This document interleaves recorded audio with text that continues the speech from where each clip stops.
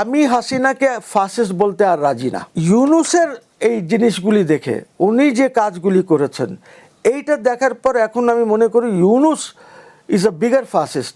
আসল ফাসিস্ট হলো ইউনূস। ইউনূস সাহেব তো ওই শেখ হাসিনার সরকারকে সরানোর কনস্পিরেসিতে পার্শিয়ালি ইনভলভ না, পুরোপুরি ইনভলভ, একদম 1000% ইনভলভ হয়েছেন উনি। কীভাবে হয়েছেন আল টেল ইউ।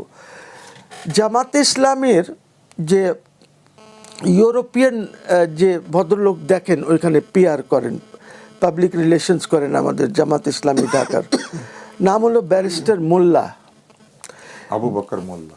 জি, ব্যারিস্টার মোল্লা স্পষ্টভাবে বলেছে যে আমরা ইউনূস সাহেব একটি পিআর ফার্ম এঙ্গেজ করেছেন, ইউনূস সাহেব ওই পিআর ফার্মের সাথে এবং আমরাও ওই পিআর ফার্মের সাথে যোগাযোগ করে আমরা মিলে এই গভর্নমেন্টকে ওভারথ্রো করার কনস্পিরেসি যেটা হয়েছে। সো কনস্পিরেসি তো ঢাকায় হয় নাই, কনস্পিরেসি তো মাহফুজ করে নাই, আর এই যারা আছে এরা করে নাই। হ্যাঁ, কনস্পিরেসি ইনিশিয়েট হয়েছে বাইরের থেকে। And also let me tell you this, যারা কনস্পিরেটার্স ছিল তারা যখন এদের সাথে যোগাযোগ করতো, সে নাহিদের সাথে যোগাযোগ করবে তো নাহিদ হ্যাড এ নেম, নাহিদকে নাহিদ নামে বলতেন না, ধরেন এলেন বা নাসিম এরকম একটা নাম দেওয়া ছিল, ওই নামে এদের সাথে যোগাযোগ হতো।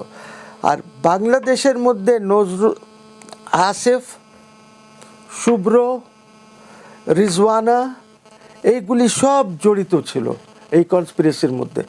সো আমার কথা হচ্ছে যে যদি আমরা 12th পার্লামেন্টকে অবৈধ না বলি, ওইটাকে যদি মেনে নেই, যেটা সবাই মেনেছে, ছাত্ররাও মেনেছে, সমন্বয়করাও মেনেছে, রাজনৈতিক দলগুলিও মেনেছে 12th পার্লামেন্টকে, তো 12th পার্লামেন্ট দ্বারাই তো ইলেক্টেড প্রেসিডেন্ট উনি আনইলেক্টেড লোক তো না। 12th এটা যেটা হলো, এই 12th পার্লামেন্টকে আপনি যদি মেনে নেন তাহলে আপনি একটা বৈধ সরকারের বিরুদ্ধে কনস্পিরেসি করেছেন, বৈধ সরকারের বিরুদ্ধে আপনি ইন্টারন্যাশনালি কনস্পিরেসি করেছেন, and you are involve, you are a conspirator এটার মধ্যে। এখন কথা হলো, আমি ব্যক্তিগতভাবে আপনাকে বলি, হাসিনার গভর্নমেন্টকে অনেক অপোজ করেছি, আবার হান্ড্রেডস অফ লেখা আছে, ফেসবুকে বলেছি ওনাকে আমি কি বলে ফাসিস্ট আর কত কিছু। আমি লয়ার্সদের মুভমেন্টে সামনের সারিতে ছিলাম, অনেক কিছু আমরা করেছি, ঠিক আছে, এগেনস্ট হাসিনা। বাট আমি হাসিনাকে ফাসিস্ট বলতে আর রাজি না, নট এট অল। ইউনূসের এই জিনিসগুলি দেখে উনি যে কাজগুলি করেছেন এইটা দেখার পর এখন আমি মনে করি Yunus is a bigger fascist. আসল ফাসিস্ট হলো ইউনূস।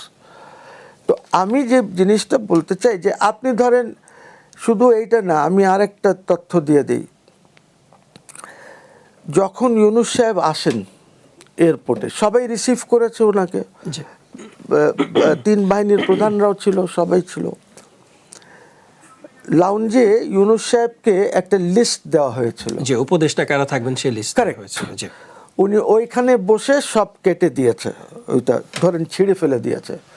এবং উনি তখন আর্মি চিফকে বলেছে that this will not be an army back government, এইটা আমি চালাবো, আমি যাকে ইচ্ছা ওকে নিয়ে আসবো।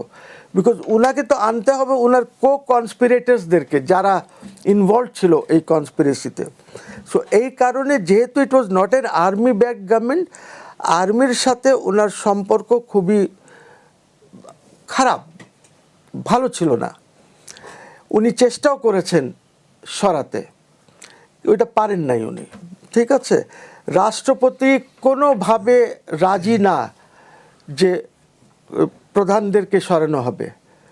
এবং এইখানে গভর্নমেন্ট যে চলেছে, এরা যে রাষ্ট্রপতি যে টিকে আছেন, টোটাল 1000% আর্মড ফোর্সেসের ব্যাকিংয়ে, ওদের ব্যাকিং যদি না থাকতো তাহলে এরা তুলে ফেলে দিত ওনাকে।